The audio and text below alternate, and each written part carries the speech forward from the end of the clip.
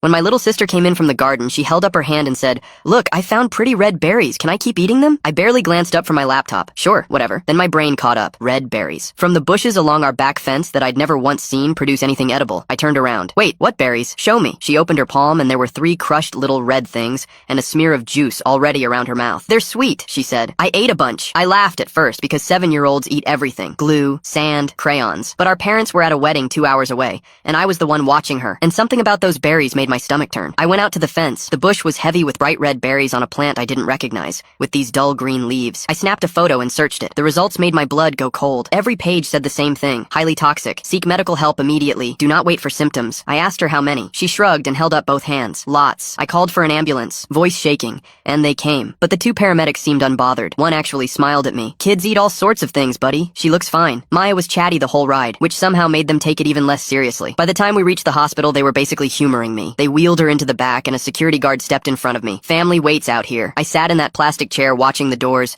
and the longer it went, the worse my gut felt. Something was wrong. She'd gone quiet. When they'd lifted her onto the bed, she'd looked pale, almost waxy, and nobody seemed to care. After what felt like forever, I went to the desk. "Please, can I see my sister?" The receptionist didn't look up. "Authorized personnel only." Then, like she was bored, she ate some garden berries. "We've got real emergencies tonight." That's when I knew, the way you just know. I waited until she turned to her computer and I bolted through the doors. "Hey, security!" I didn't stop. I ran down the corridor calling Maya's name, throwing open doors until I found her, lying alone on a bed in an empty room, no monitor, no nurse, her lips going a strange grayish blue. A doctor came in behind the guard. "What is this? Who let you back here?" "My sister. Look at her lips. Look at her color." I'd read it on my phone in the ambulance and it came back to me. Those berries